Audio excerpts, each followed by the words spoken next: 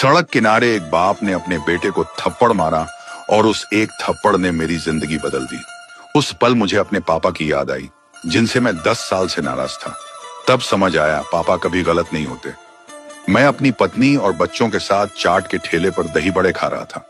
अचानक ठेले वाले ने अपने 20-22 साल के लड़के को खींचकर थप्पड़ लगाते हुए कहा, तुझे कितनी बार समझाया है कांजी के पानी में डूबा कुर्छा, दही बड़ों में मत डाला कर इसका अलग कुर्छा है ना। ठेले वाले द्वारा जवान बेटे पर पब्लिक प्लेस में हाथ उठाना मुझे जरा भी अच्छा नहीं लगा। मैं बोला, भाई साहब यह गलत बात है। यहाँ भरी सड़क पर जवान बेटे पर हाथ उठाना मूर्खता की चरम सीमा है।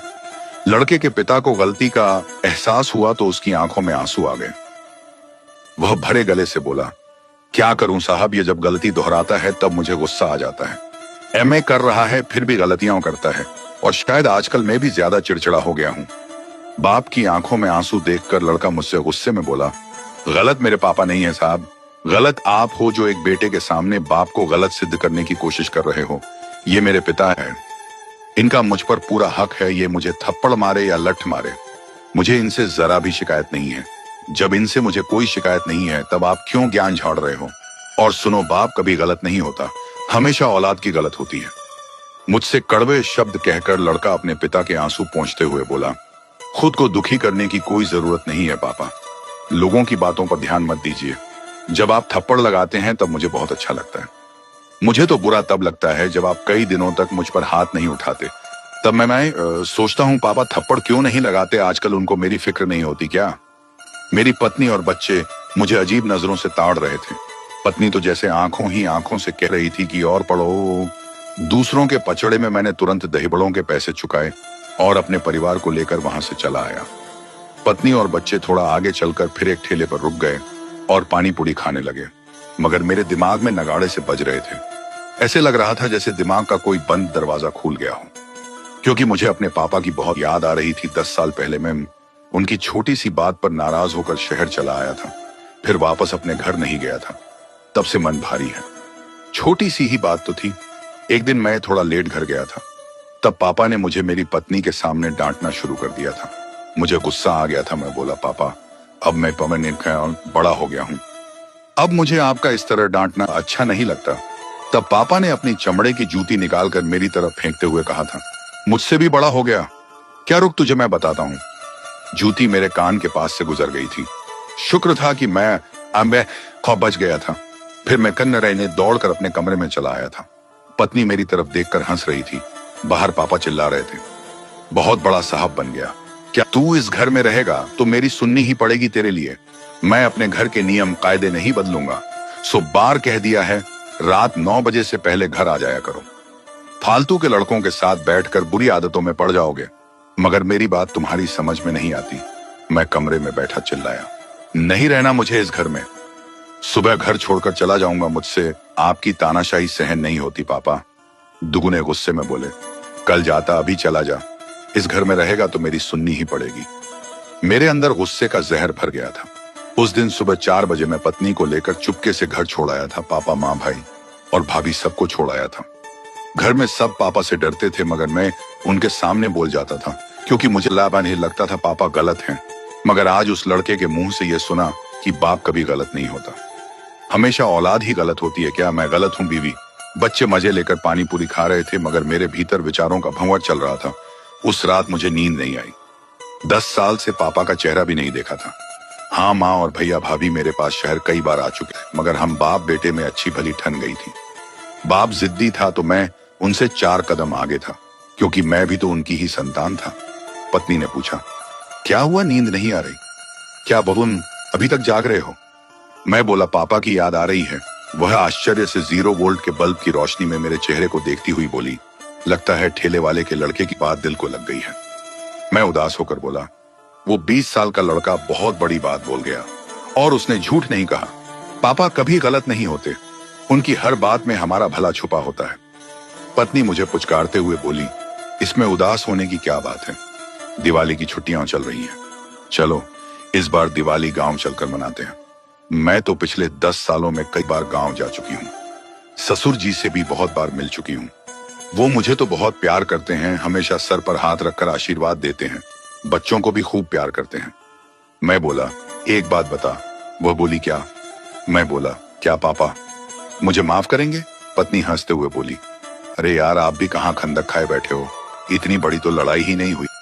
वो आपके पापा हैं, थोड़ा सा मनाओगे तो मान जाएंगे।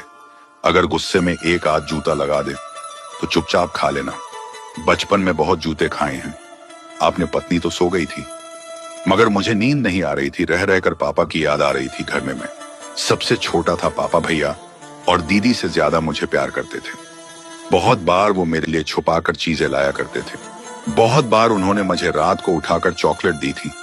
बहुत बार उन्होंने मुझे मेले या स्कूल जाते समय पैसे दिए थे।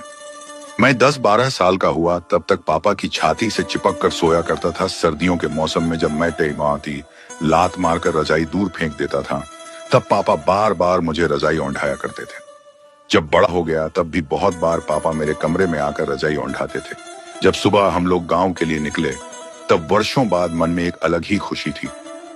मन बिल्कुल निर्मल और मासूम बन गया था। सारी अकड़ पता नहीं कहां चली गई थी। कमबख्त, ये अकड़ ही तो थी जिसने 10 सालों से मुझे मेरे जन्मदाता से दूर कर रखा था। अब मन बहुत हल्का लग रहा था। बरसों बरसों बाद समझ में आया था कि अकड़ रिश्तों को खा जाती है। ज्यों ही हम लोग घर पहुंचे, माँ, भाभी और भाई के बच्चों के चेहरे पर खुशी की चमक छा गई, क्योंकि मैं जो आ गया था। 10 वर्षों बाद अपने घर की देहरी में प्रवेश किया था। सब घर वालों से मिलने के बाद मैं बैठक में पहुंचा, जहां पापा कंबल ओढ़कर सोए हुए थे। मैंने चुपके से उनके पैर छुए। मेरे हाथों की छुअन से पापा की नींद खुल गई। वे उठकर बैठ गए, फिर चश्मा लगाकर मेरी तरफ देखने लगे। मेरी जब उनके चेहरे पर नजर पड़ी तो मेरा दिल धक धक करने लगा। पापा बहुत बदल गए थे। 10 सालों में बहुत ज्यादा बूढ़े हो गए थे, कमजोर भी हो गए थे। पापा से आंखें मिलते ही मैंने नजर झुका ली, मगर ये क्या, पापा चुपचाप वापस सो गए और फिर से चेहरे को कंबल से ढक लिया। मैं बुत बना उनके पैरों की तरफ खड़ा होकर देखता रह गया। कुछ बोलने की हिम्मत नहीं हो रही थी। उनके दिल में नाराजगी आज भी बरकरार थी। जिंदगी में सबसे मुश्किल काम होता था पापा से बात करना। पैसों की जब भी जरूरत हुई मैं वहां से मांगता था। बाद में बड़े भैया कमाने लगे तब उनसे मांग लेता था। आज तो 10 साल बाद पापा से बात करनी थी। बहुत मुश्किल काम था। मैं कमरे से बाहर आ गया। बाहर आकर मैंने अपने 9 वर्षीय बेटे बिट्टू को साथ लिया। बिट्टू अपनी मम्मी के साथ जब भी गांव आता था अपने दादू की बहुत बड़ाई करता था। वह दादू के मुंह लगा हुआ था। मैं उसे बाप बेटे के बीच सुलह करवाने के लिए ले आया। बिट्टू अपने दादाजी की कंबल चेहरे से हटाता हुआ बोला, दादू देखो, पापा आपसे बात करना चाहते हैं। पापा वापस कंबल चेहरे पर डालते हुए बोले, अपने बाप से कह दो यहां से चला जाए, मुझे इससे कोई बात नहीं करनी। मैंने पापा के पैर पकड़ लिए। मेरी जुबान तो चुप थी मगर आंखें सजल हो उठी। टपक टपक आंसू पापा के पैर भिगोने लगे। बिट्टू बोला, दादू पापा रो रहे हैं। पापा रूंधे गले से बोले, तू रो रहा है ये तेरे बेटे को दिखाई दे गया, मगर मैं 10 सालों से रो रहा हूं, ये किसी को दिखाई नहीं दिया। मैं रुलाई रोकने का असफल प्रयत्न करता हुआ बोला, माफ कर दो पापा, बहुत देर बाद समझ में आया कि आप सही थे, मैं ही गलत था। पापा शायद मेरे बोलने का इंतजार कर रहे थे। झटके से बैठते हुए बोले, इधर आ, बहुत दिन हो गए तुझे सीने से लगाए हुए। बहुत मन करता था कि सारी अकड़ भूल कर तेरे पास चला आऊं, मगर तू भी तो पत्थर बन गया था। बरसों बाद पापा के गले मिला, बड़ा सुकून मिला। ऐसे लगा जैसे पेड़ की जड़ से जुड़ गया हूं, फिरे से घने बरगद की छांव में आ गया हूं। पापा अब हड्डियों का ढांचा मात्र बचे थे। हाथी जैसी काया अब ढलान पर आ गई थी। धूमधाम से अपनों के साथ दिवाली मनाई। तब ऐसा लगा जैसे 10 वर्षों का वनवास काट कर पहली बार असली दिवाली मनाई हो।